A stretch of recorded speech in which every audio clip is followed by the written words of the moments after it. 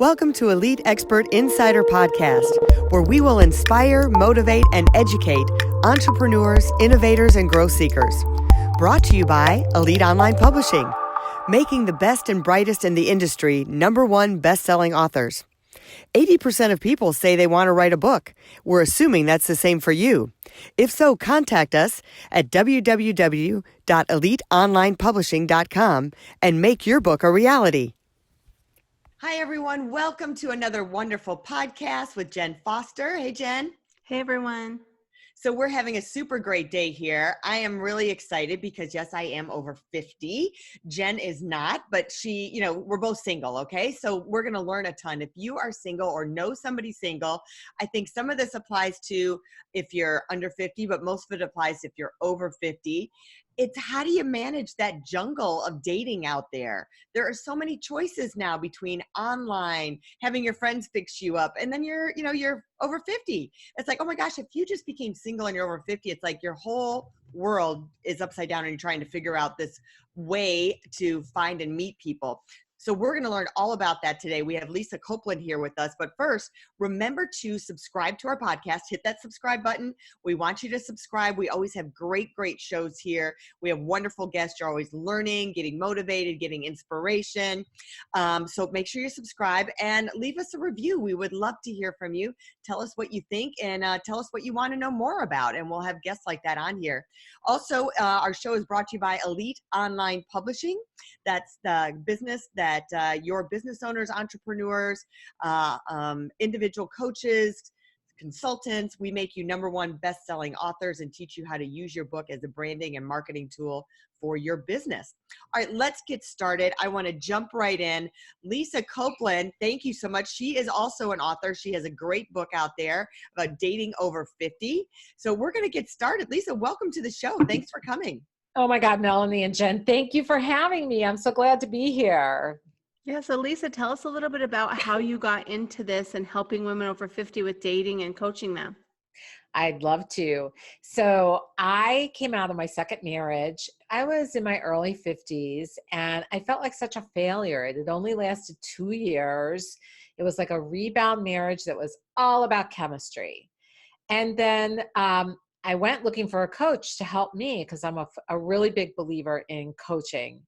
So I went looking for a coach. I couldn't find any coaches that could help me with this journey. I wanted to get back out there. And I really had a pretty miserable experience between my first and second marriage dating. So when I couldn't find a coach, I called my sister and I said, I think I'm doomed to be single forever. And she said, no, you're not. She said, you're really resourceful. You can figure it out and just start reading everything you can. And that's what I did. And then I ended up really having fun dating. So my friend said to me, what are you doing? We can't get a date. You're always going out. And I said, well, try this tip. And so they started trying these tips. And what happened was I came across a statistic where so many people our age are getting divorced, and I didn't want them to suffer. I mean, I literally suffered when I first started dating. It was just horrible. And that is when I began a business because I wanted women to feel they could have the tools, the strategies, and get the support so they didn't go through what I went through. So how is dating different when you're in your 50s versus when you're younger? Like, your first year in your 20s and 30s. How is it different? That's a great question. So there's a couple things that are different. Number one, in our 20s, we're sort of hanging out. We did, not today, but we sort of hung out with people. We met a lot of spouses in college and some in high school as well. They started in high school. So we didn't have to really go out there and find people as much. Also, there were a lot of single people in our community and around us. Now, when we're over 50, it is a much more mixed bag. There's more people that are married. There's people that are single. There's people that are divorced, people that are widowed and widowers, and you don't know who's who. So it's not like in one concise place, like you did back when you were younger, have that pool to choose from. The other thing that's different is in our 20s, we're looking to build our lives. We're looking for someone to build a world with, where houses, kids, pets, jobs. at this age, over 50, what you're actually doing is you want a companion. You want to have fun. You want to have support with someone through what ups and downs happen. And it's a very different way of looking. But what we do is we go out there and we look for the guy we were looking for in our 20s. And so that's why over 50s dating can be so difficult, because you're not on the right page for what you want to be looking for. It's not about making babies anymore. It's about companionship, fun, and support. Yeah. I love how you say that, because it really does change what you're looking for and what you want to do. And then to dive into that, it's like, now you got to figure out, okay, well, he has already got his house and his life and his kids, and you have your life and your house and your kids. And then you got to figure out how that's going to work together. Whether it stays separate or you come together and have that, family together. So it's so much to talk about and think about when you get into that. So can I share something here with you about another thing about over 50s dating? It does not have to be like it was in your 20s. You don't have to necessarily share houses. You don't necessarily have to be with someone the rest of your life. I think in your earlier 50s, like late 40s, earlier 50s, you're still geared towards marriage. But as you get older, what I often hear and what I've seen so much of with my clients is they don't necessarily want to combine households anymore. They want to be with someone in a committed relationship and maybe live apart. Some want to live together. I've had clients get married, clients move in together, and I've had lots of clients live apart. And I came across a study recently that talked about as you age, in many ways, you're happier living apart because you're both independent, but you still have that commitment. You still have that love. You have that support and companionship whenever the two of you want it. And so it's just a different way of viewing it than it was in our 20s, where we were looking for lifelong commitment. There's that show Divorced. And at the end of the last season that they had, they decided that they needed to have separate households because they each had kids, and it was just too much combining the whole thing. And they got married. You're like, how interesting. They got married, but they kept their separate households. So one of the things that I didn't realize till later, or maybe I realized right away, I tell my kids this, it's like finding someone at my age. I said, when you're young, I said, imagine you're at the toy store and you can have unlimited budget. You can have the best, shiniest toy, any toy you want in the toy store. And then at my age, you got to go to the scratched and dented and return section to try and find the best toy you can find in your turn. Well, maybe this one will still work. I don't know. Everybody's damaged goods at this age. They're all carrying around some kind of baggage. So how do you find someone that's still in pretty good a mental, emotional state? Well, I would like to reframe that mindset of damaged goods because even your married friends have issues and baggage. It's just they've been together so long. Right. It's evident. It's evident when they separate.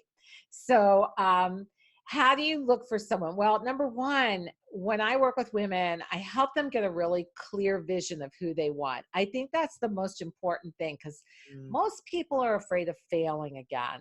So what they do is they're looking for perfection, men and women. And sometimes because of online dating, they're actually looking for what I used to call the Wendy's syndrome, where you pull up to the Wendy's drive-through and you say, I'll have a hamburger with cheese and lettuce and pickle and whatever else you want on it. And that's kind of what they're doing with online dating. I remember when I was in my 40s dating, I saw a guy write, I want a small, petite woman with blonde hair, blue eyes that dresses this way and has this job.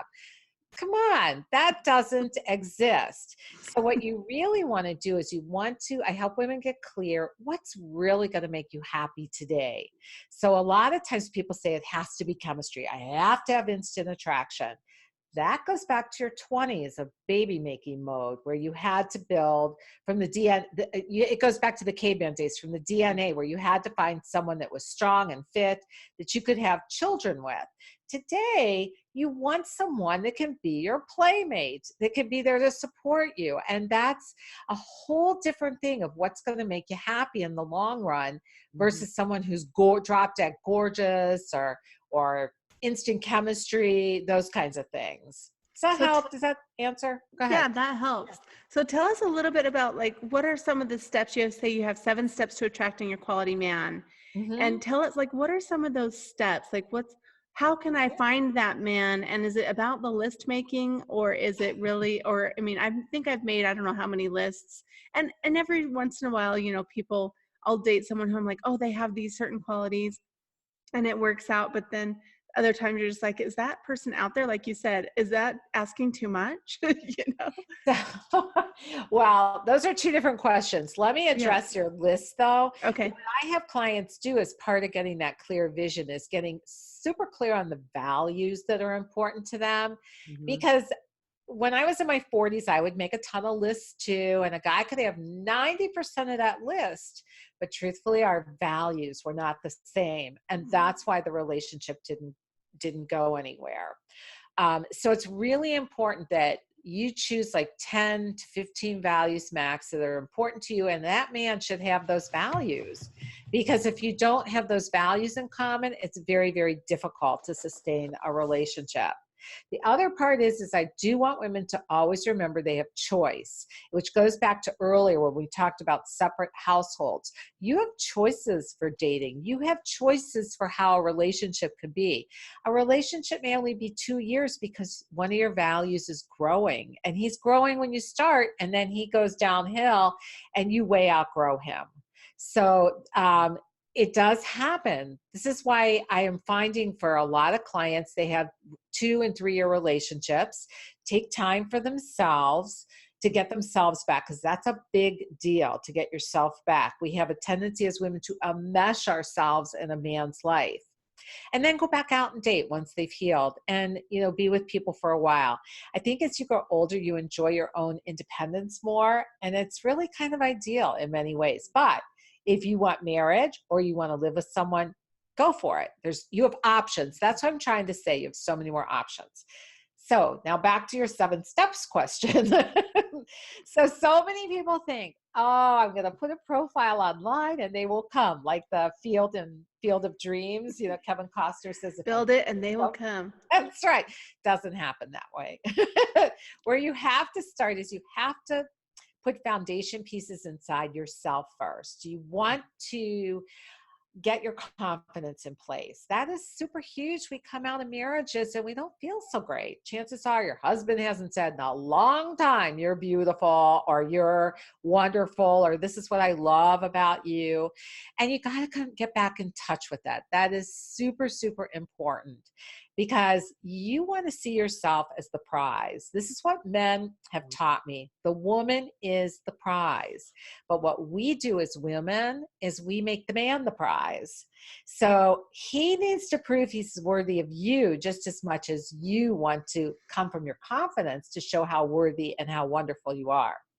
Step number 2 is really understanding these over 50s men. They have changed a lot since since any of us were in our 20s. They're different. We're different.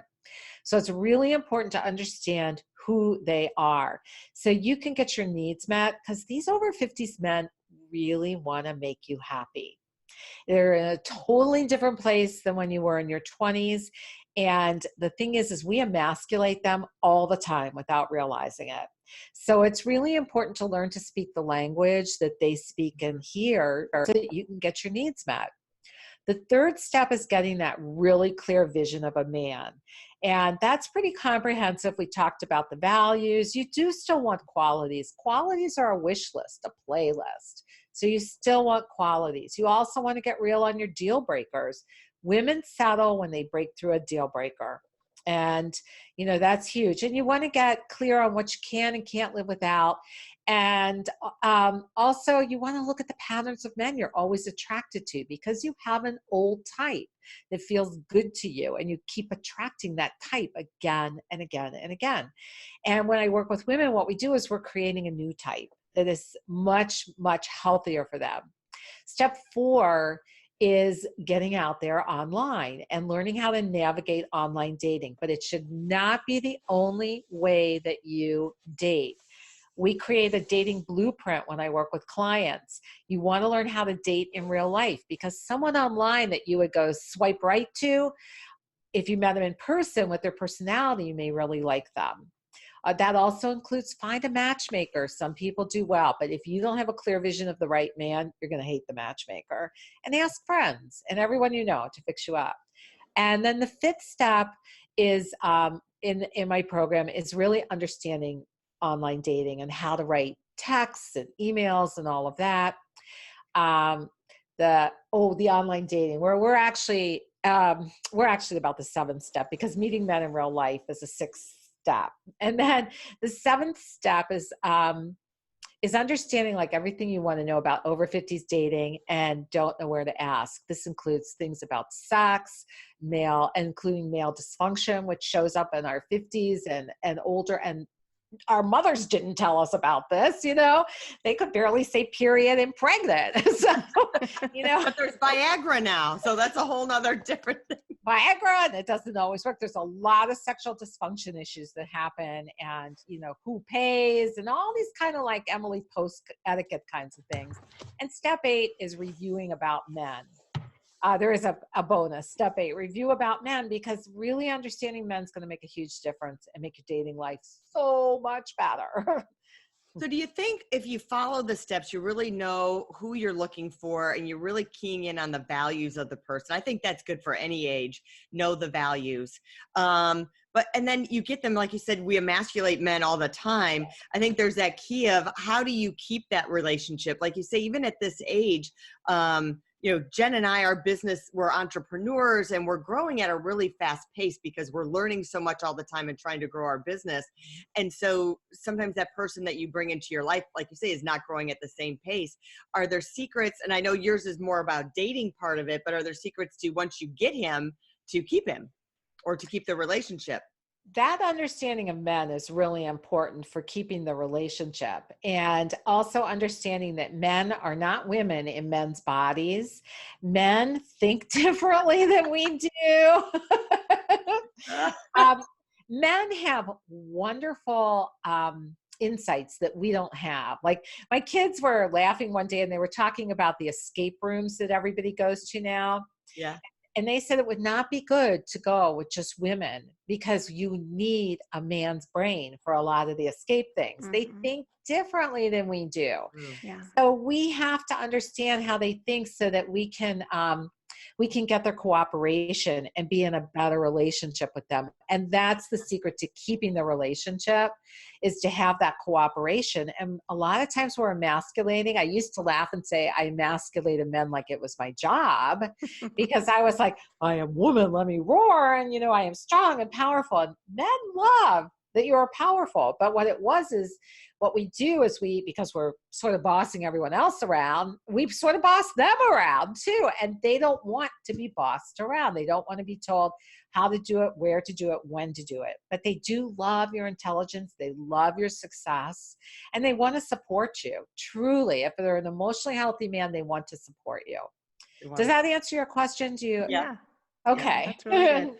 Let's talk a little bit about the texting, because texting and emails are totally different if you are 20 than if you are 50. So, and expectations, right? So a lot of the relationships that I'm in, there's that person who texts every morning and every night, but there's no conversation. So is it really going anywhere? Right. And then there's the person who you really like and you see live all the time, but they don't really text you. So how do you navigate all that, and how do you teach people about texting and emails? So it's different from when you're first, let's say, on a dating site. What I tell people is keep those texts and those emails to a minimum of like 10, each. You want them short and sweet. You want to get to meeting someone, because you can create this fake relationship, just like you just said. Someone texts you in the morning, someone texts you at night, and yet there's no relationship there. Mm-hmm. And it's like a texting pen pal, and who needs that? You also can't get to know someone through texting. It's all misinterpretation. Mm-hmm. So the way that you say it to them is, it would be so wonderful. I feel like it would be so wonderful to put a voice to these texts or these emails. Mm-hmm. And don't say, here's my number, call me, because then you're being really aggressive. And men, whether we like it or not, they still like to pursue. So by leading them, by saying it would be so nice to put a voice to this, would that be okay with you? Chances are they'll give you their number. And a lot of men do that, number one, because they've been rejected 1,000 times more than we have. And number two, they give their number so you feel safe versus you giving your number. But if you don't feel safe, get a Google Voice number. It's free. Don't attach it to your Gmail account that has your last name. Come up with a different Gmail account, leave your last name off so they can't track you. And you can text on that as well. Text through. You cannot call on it.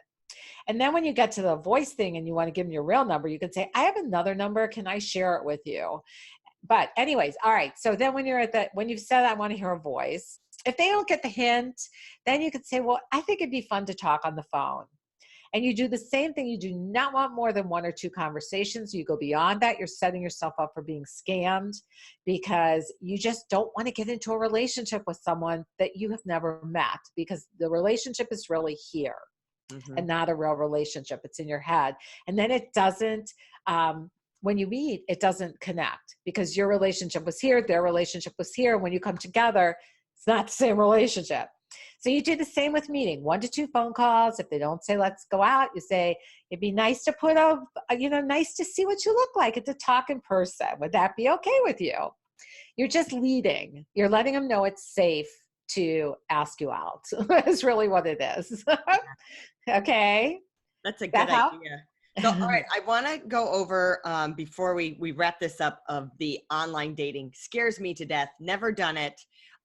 Safety, just wondering, are people really true about what they say? And then the people, I've even known people that have been on there, and I looked up one side, I'm like, I know this guy.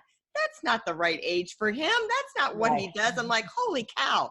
So it's like, what do you believe? What do you not believe? How do you navigate that? So it's why it's important to get to a meet and greet quickly. You need to see who's there. When I was in my 40s, I would look at a guy and I would go, oh, I could be the next Mrs. So-and-so. And, I didn't know anything about him, and who knew if his profile was right? Well, you don't want that happening. That's that romantic thing in your head. So you have to get to that meet and greet. You've got to get there to see who they are. There's a wonderful private detective who helps women all the time. She might be a wonderful contact for you to do an interview with. She's amazing. Her name is Julie Natashaway at ASTE, ASTE.io. I have sent many clients to her when they weren't sure about something or they wanted to check a guy. So you have resources. She does it personally. It's not that expensive. But she's great. My clients have all loved her.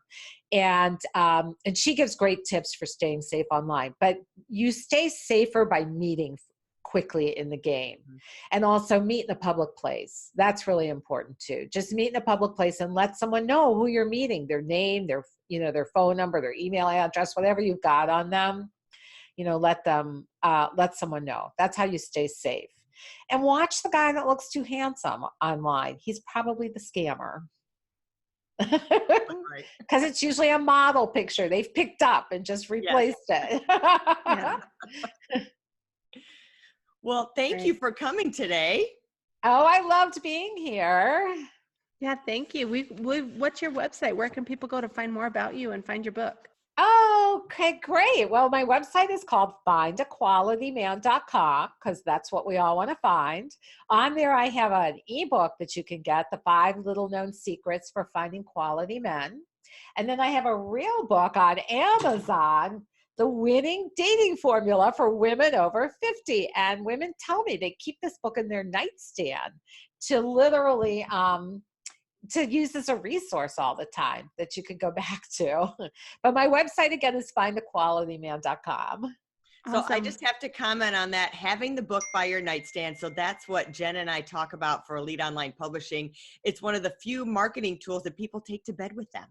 And they covet it. It stays there. So think about it. That book stays on their nightstand maybe for months at a time. They're looking at it every day. They're looking at your brand, your advice all the time. So we highly, highly recommend doing a book for your business. People will be very close and cuddly with you if you do. So what can you do more than that? So to get up close and personal with your clients. Thanks again, Lisa, for stopping by, Lisa Copeland. So I hope you learned a lot today and got a lot out of learning how to date over 50. And a lot of those tips work for you even if you're under 50, if you're single. So take a look at all of her stuff. And again, remember to subscribe to our podcast. We love to have you subscribe and leave us a review and tell us other things that you would like to know about on this podcast. Also, Jen and I just came out with a daily goals planner. So if you go to Amazon and look up Goals Daily Planner, Elite Online Publishing, if you want to max out your goals and you want to just crush it, then just get that planner. It'll take your career and your life to a whole nother level. We'll see you next time. Bye. If you'd like to create the most powerful advertising tool for your business, contact us at eliteonlinepublishing.com, where we will help you create, publish, and make your book a #1 bestseller, and show you how to get new leads and more revenue for your business. If you'd like to check us out on our Facebook page, we have a free book for you as our gift. Just go and click Free Book. Remember to subscribe and leave a comment for our podcast. We would love to hear from you.